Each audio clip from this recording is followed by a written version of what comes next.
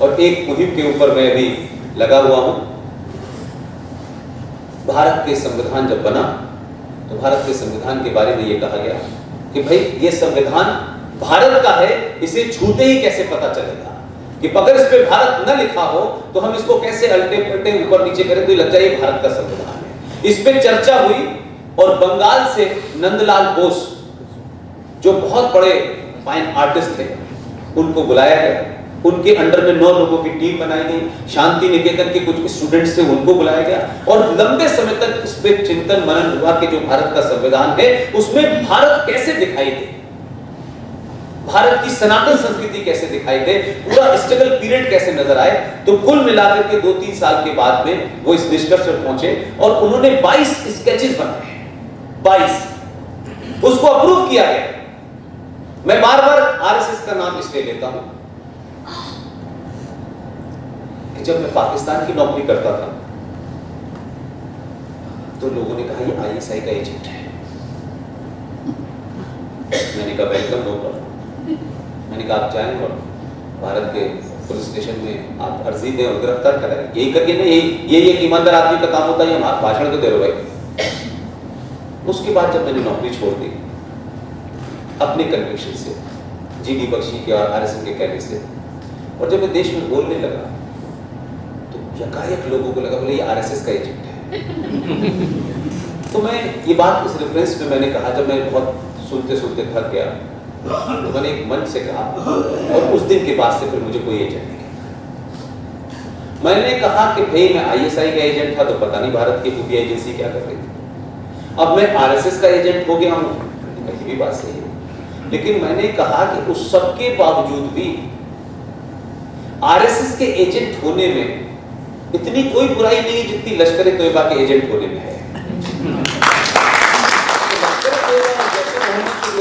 देश के अंदर सिस्टम में बैठे हुए, इसलिए किसी नैरेटिव को कैसे स्पिन दी जाती है, ये काम दिल्ली के अंदर एक बहुत बड़ा तबका है जिसमें हर मजहब के और हर जाति के और हर प्रोफेशन के लोग मौजूद हैं। उसमें रॉ का प्रूफ डायरेक्टर भी मौजूद है, उसमें जजेस भी मौजूद हैं, उसमें महान पत्रकार भी मौजूद हैं, उसमें वाइस चांसलर भी मौजूद हैं। सब लोग हैं, कैसे स्पिन दी जाए। उस स्पिन ऐसा करते हैं कि आप उस बात जो असल बात है वो पीछे चली जाती है, इसलिए कोई बड़ा काउंटर नैरेटिव शुरू होता है। तो सरकारें नहीं थी, आपको सहायता नहीं मिलती थी और आप भी राष्ट्र को लेकर के उतने चिंतित नहीं थे। एक आम फीलिंग थी कि भाई ठीक है, बहुत कुछ खराब होगा, हम अमेरिका चले जाएंगे, हम कनाडा चले जाएंगे, यहां क्या करना है। लेकिन आज वही क्लास कह रही है कि हमने जिनको पहले भेजा था उनको वही रहने दो, हम यही रहेंगे। उसका असर क्या हुआ कि जो 22 स्केचेस फाइनल हुए वो भारत की ओरिजिनल जो कॉपी है संविधान की उसमें लेकिन आज आपने कहीं भी संविधान की कॉपी खरीदे तो आपको एक ब्लैंक कॉपी मिलती है, उसमें जो धाराएं लिखी होती है सिर्फ इतनी भर होता है। लेकिन मैंने जब इसकी खोज की और मैंने ये पूछा कि भाई ये जो 22 स्केचेस को इसमें डाला गया, इस संविधान का हिस्सा बनाया गया और उसमें एक जगह लिखा हुआ है Lord Rama is a constitutional entity, और भारत के संविधान का जो पहला पन्ना है, फर्स्ट पेज है, उसके ऊपर की स्पेस पे तस्वीर किसकी लगी हुई है? भगवान रामचंद्र जी की, सीता जी की और हनुमान जी। ये कोई बनाने वाले संविधान आरएसएस के विश्व हिंदू परिषद के लोग नहीं, इन तस्वीरों को लगाने वाले ये बेचारे लोग नहीं, लेकिन वो लगी, लेकिन कैसे खामोशी से, बगैर इस पे कहीं डिबेट और चर्चा हुए आपने संविधान से रिमूव कर दी।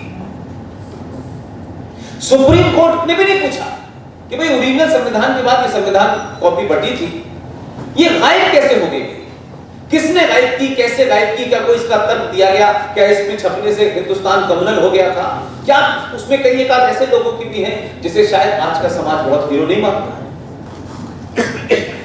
लेकिन मैं सुप्रीम कोर्ट से इसलिए बार बार उसकी मांग कर रहा हूं कि आप ओरिजिनल कॉपी को मंगाएं, जो अमेंडमेंट्स आप करते हैं उन अमेंडमेंट्स पे आप छेड़खानी करें, 100 से बार ज्यादा कर चुके, लेकिन जो ओरिजिनल उसका आउटले है उसको न बदला जाए।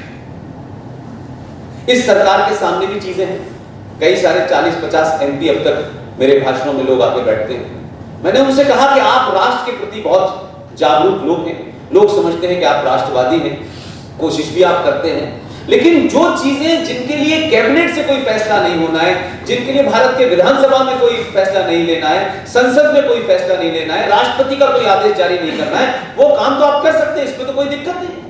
आप उस ओरिजिनल कॉपी को लीजिए और छाप के आगे भेज दीजिए कि साहब यही कॉपी थी ओरिजिनल, हमने तो इसमें ना डिलीट किया है नहीं, लेकिन समय लग रहा है। मुझे उम्मीद है जिस किस्म के फील्डर मेरे पास आ रहे हैं कि जल्द ही इस देश के हर नागरिक के हाथ में वो कॉपी होगी जिस पे तमाम वो तस्वीर लगी।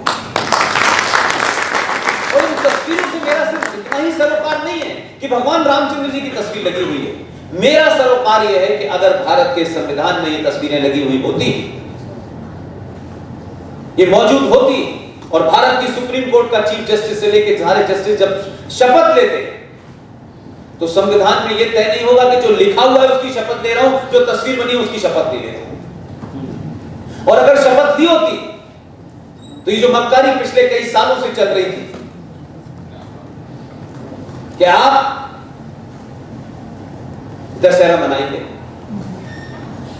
7 दिन के लिए कोर्ट बंद हो जाएगी, 15 दिन के बाद दिवाली मनाएंगे, 5 दिन के लिए कोर्ट बंद हो जाएगी, रामनवमी की छुट्टी लेंगे, कोर्ट बंद हो जाएगी, और कोर्ट जब खुलेगी तो आए बैठो पता करते हैं कि रामचंद्र जी थे कि नहीं थे। बहस इसमें हो रही है हमारे, और वही बहस कर रहे हैं जो सारी छुट्टी उट्टी लेके आए हैं। तो हमने हमारे यहां कुछ कुछ चीजों को इस तरीके से समाप्त किया कि आप अपने इतिहास से बिल्कुल दूर हो जाए और आपको पता ही ना चले। आपको बताया जाए आप गुलाम थे, आप इसके गुलाम थे, आप जातियों में बढ़ गए थे, आपके ऊपर तो हर एक ने राज किया, ना आपकी कोई सभ्यता है। और 1947 का जो इतिहास लिखा गया उसमें कहा गया कि 47 से पहले तो भारत है ही, अलग अलग टुकड़ों में बटा हुआ था। तो आप अपने आप को जो भारत कहते हैं वो तो नहीं था, वो तो इत्तेफाक की बात है कि आप ही की देन थी वो भी, जिसे देश ने भुगता है, उसके लिए आपकी जिम्मेदारी गुजरात। ये बात अलग है कि आपको बोध हो गया और आपने उसका बदला ले लिया और जल्दी से आपने कहा कि जो आपसे दुनिया की सबसे बड़ी भूल हुई है उसका आपने बड़ी जल्दी से रियलाइजेशन कर लिया और एक नहीं दो को भेज दिया है। तो हमें ये बताया कि भारत 47 में पैदा हुआ और 47 में हमें मेरे पिताजी मिले, उससे पहले पिताजी नहीं थे हमारे।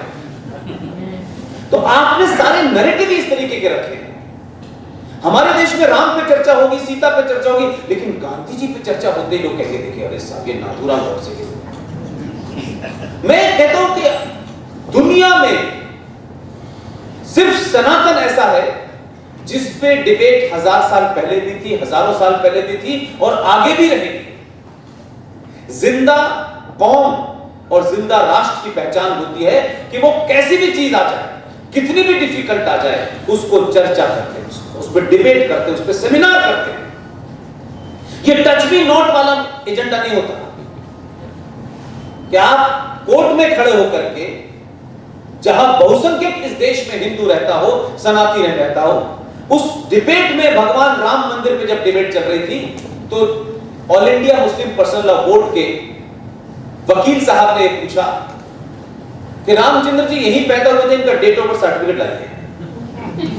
ये पूछने की इसलिए हिम्मत हुई कि आपने नहीं पूछा कि 13 शादियां जो की थी उनका मैरिज सर्टिफिकेट भी दीजिए। ये काउंटर है। आप मेरे फेथ को, मेरी आत्मा को दुखाएंगे तो मैं 5000 साल पुराने सनातन की तरह भेद नहीं कर सकता। वो सनातन आदर्श वो तभी तक है जब समाज आदर्श होता है। एक भीड़ तंत्र के बीच में आप हाई मॉरल ग्राउंड पे जिएंगे तो रोज मारे जाएंगे। कभी कोई हैदराबाद में मारा जा रहा है, कभी कोई मुजफ्फरनगर में मारा जा रहा है, कोई मालदा में मारा जा रहा है, कोई मुरादाबाद में मारा जा रहा है, कोई संभल में मारा जा रहा है।